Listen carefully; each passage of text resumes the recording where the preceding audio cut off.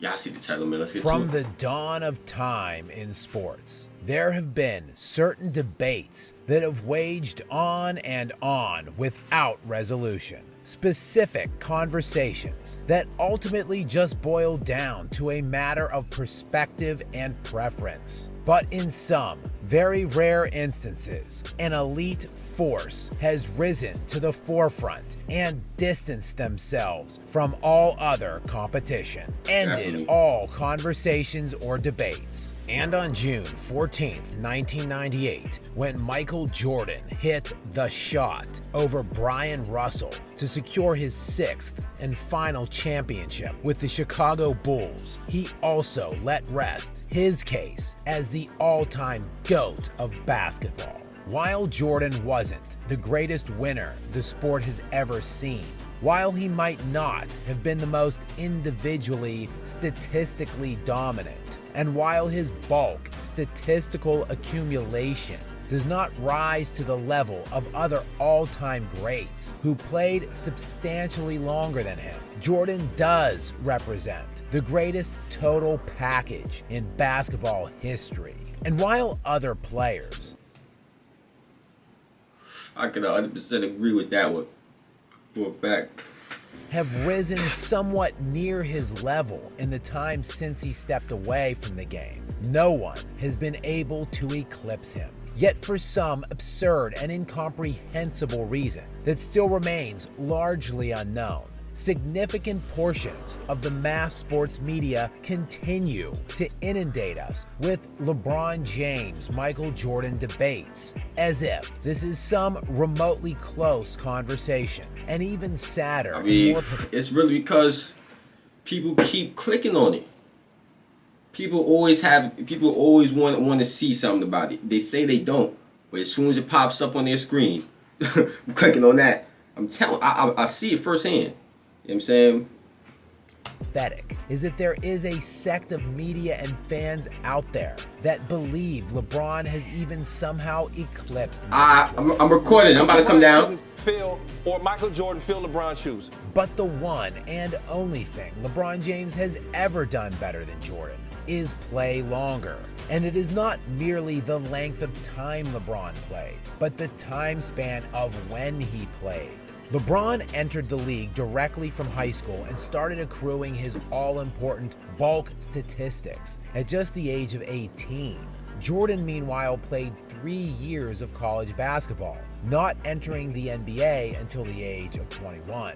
Jordan then famously retired at the age of just 30 to pursue a career in baseball, and that retirement lasted for almost 2 full years, as he would sit out the entire 93-94 year and return to the NBA with only 17 games remaining in the 1994-95 season. Therefore, Jordan missed the vast majority of his age 30 and 31 seasons. He also broke his foot at the very beginning of his second season in the league, missing all but 18 games that year as well. Michael Jordan would then, on January 13th, 1999, at the age of 35, announce his second retirement, which lasted 3 full years until he decided to return again and join the Washington Wizards at the age of 38, which was largely a marketing ploy for the team he owned at the time.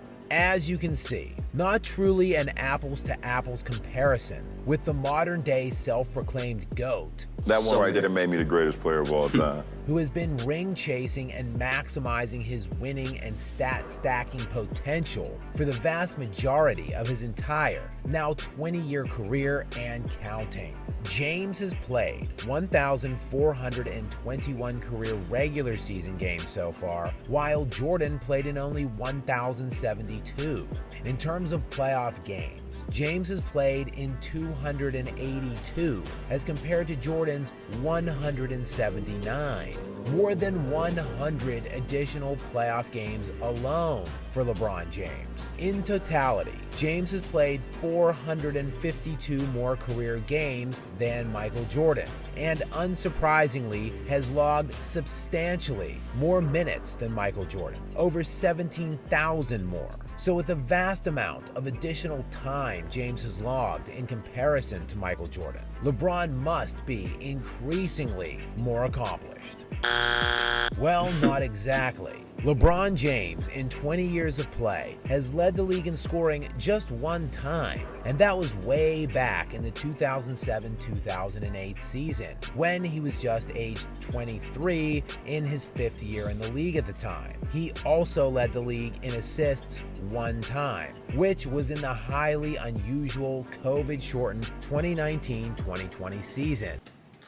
But I don't think this is the disingenuous things he be doing. Like, just because you're not leading the league in a certain statistic does not mean you wasn't damn near the best at it. You know what I'm saying? That does not mean that. Like, LeBron is probably second or third in all these categories if you're looking at his prime years. You know what I'm saying? Like, you gotta make a fair argument, bro. That's what I'll be mad about. The only you know what I'm saying? two Just be fair. instances That's that just LeBron has disingenuous. ever led the league in any standard box metric, compared to Michael Jordan, who led the league in scoring an incomprehensible 10 times, and that was in 10 consecutive seasons, beginning with his 3rd year in the NBA and spanning all the way to his aged 35 season when he retired the 2nd time. For context, Wilt Chamberlain is 2nd all-time with 7 scoring crowns, and no other player ever has more than 4. Jordan also led the league in steals 3 different times throughout his career, resulting in 13 standard box crowns, compared to just 2 for the self-proclaimed king.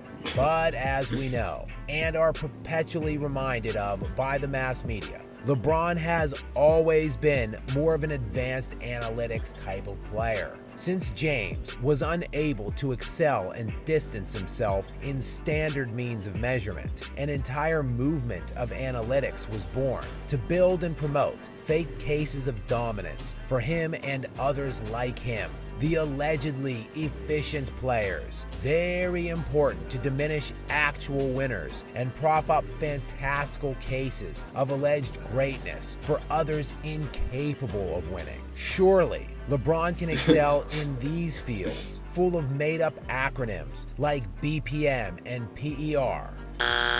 Well, no, not really. Despite playing all of the additional time and seasons, Jordan and LeBron each led the NBA 9 times in value over replacement, while Jordan gets the check mark in box plus minus, leading the league 9 times compared to LeBron's 7. In win share crowns, 9-5 against LeBron, and PER crowns, 7 total to 6 in favor of Jordan. In all, LeBron led the NBA 45 times. Yo, these advanced stats, bro, like, oh my God. These in is an crazy. advanced I barely even know analytics what I'm field hearing. throughout his NBA career, compared to Jordan's 69 advanced. Like, I don't think it takes all this, though. Me personally, I don't think it takes all this, y'all. You know what I'm saying? To get the point across that Michael Jordan is the GOAT. You know what I'm saying? I don't think it takes This all is really this. getting embarrassing now. But LeBron, the media darling, who was dubbed the Chosen One at just the age of 17 when he was still in high school, surely has more media bestowed awards than his bareness. Wrong again. LeBron has won 4 league MVPs to Jordan's 5. Have I mentioned the 452 more games and 17,000 more minutes LeBron has played? Oh, yeah, than 17,000 more minutes is crazy. You know, 17,000 more minutes is crazy. You say that's a lot of more minutes, bro. Word up, that's a lot of more minutes. You know what I'm saying? That's a lot of more minutes. But he do got a lot of more points than a lot of people too, though. You know what I'm saying? That's how true it is. This shit dropping, man. I'm telling you. It's a fact. It's a fact. It's not hate, it's a fact. Just checking. Jordan also won a Defensive Player of the Year award, and he did that in the same season he led the league in scoring and won MVP. Does LeBron have a Defensive Player of the Year award? You might be wondering. But what about... But see, that's the disingenuous thing again. Bro was finished like what? 2nd or 3rd in Defensive Player of the Year for like 8 straight years. You know what I'm saying? Like, that's very disingenuous, you know, because he was right there. He was one of the best defenders in his prime years. according to the media, you know what I'm saying? According to the media, you know what I'm saying? The metric that really matters, winning. Check mark to Jordan there as well, winning 6 titles as compared to LeBron's 4, again, despite LeBron playing in 100 more playoff games. But surely, LeBron faced tougher competition. Well, no, he didn't. Throughout his NBA playoff career, LeBron James has played in 53 playoff series as compared to Michael Jordan's 37. LeBron has played 28 total opponents in those series that either won a minimum of 50 games or in a strike-shortened season had a win percentage that would have won them 50 games in a full 82-game year. That is 28 of his 53 career playoff opponents, while Jordan faced a total of 27 50-plus win opponents in his 37 series playoff career. So LeBron has played a 50-win opponent 53% of the time, whereas Jordan faced a 50 or 60-win team 73% of the time that he was in the playoffs. Jordan was also more successful, much more so, against these higher-end opponents than LeBron, as James has amassed a record of 16 and 12 against 50, 60, and 70-win teams, which is a win percentage of 57%. Jordan, meanwhile, was 20 and 7 against those opponents, good for a win percentage of 74%. But surely, Jordan had much better teams and supporting casts.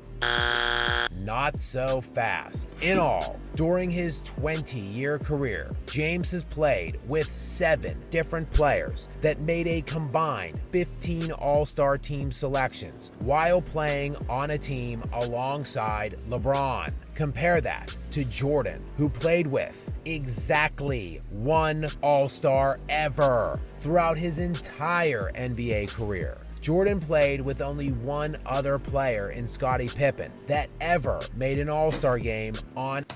I want to say this as well, man. It goes with the super team narrative. Super teams are not really good teams, you know, or great teams, I should say. Super teams does not equal a great team at all.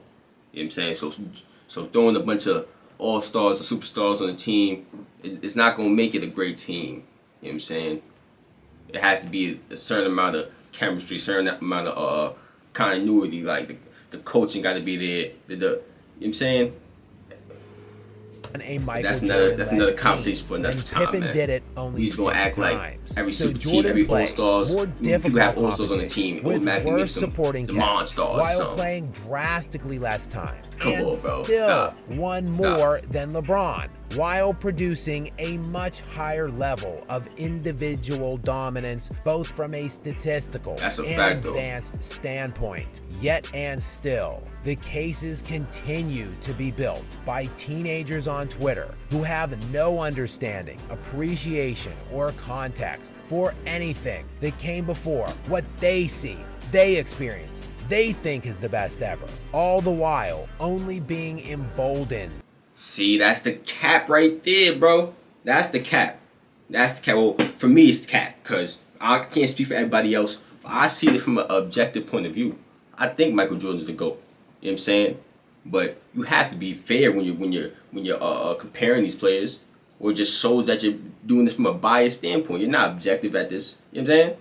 That's all I'm saying, bro. Just be objective with it. Like, you don't got to be biased to even say Michael Jordan's the GOAT. You could be an unbiased argument, and Michael Jordan will win. I promise you. Like, by rating obsessed liars on various mass media outlets, all because LeBron has more total stats than Jordan, just like Frank Gore has more career rushing yards than Barry Sanders, David Ortiz has more home runs than Mickey Mantle, and Joe Flacco has more career passing yards than Joe Montana. Longevity stat accumulation. Joe Montana's the GOAT of football? I thought it was Tom Brady. It was Tom Brady. Is Tom Brady like LeBron in this era? You Yo, is such that might be a what it minuscule is. part of the overall Oh, no. equation to determine all-time hierarchical greatness. There are arguably cases to be made against Jordan as the GOAT, but they do not and never will include the vastly and incomprehensibly overrated LeBron James.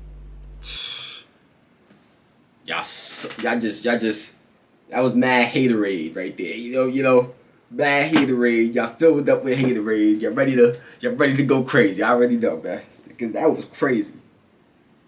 So we're saying there's other all-time greats that we could talk about to go debate with, but just not LeBron James. That's what we're saying.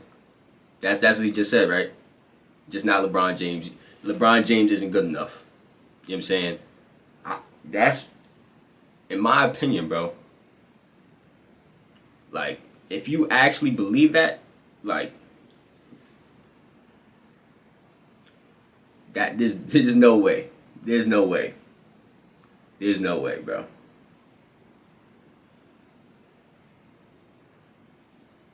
So we could talk about everybody else when they go debate, all these other all-time greats, but not LeBron. Not LeBron. The one, he's done some pretty great things. Like I just can't believe this is what's going on right now. Like, people will really say anything and try to get away with anything as long as you let them. I promise you. Because all his fans, I know they probably like, yeah. That's not. I be seeing people say this. This is crazy. This is crazy. Bro, about to lose his credibility, in my opinion, bro. Like, that's crazy. That's crazy. Like, it's one thing to say to not have the GOAT debate at all. It's another thing to say you just can't have it with LeBron. That just shows you're biased towards that guy right there. Obviously, come on now, this is crazy. I'm out of here though. I just had to take a second to really, you know what I'm saying, like, wow, this is what we're doing now. This is what we're doing. It's not hate though. It's not hate. But we just can't. We're not gonna add him, one of the greatest players of all time. We're not gonna add him into the GOAT debate at all. We can't talk about him. But it's not hate though. It's just facts. Ridiculous.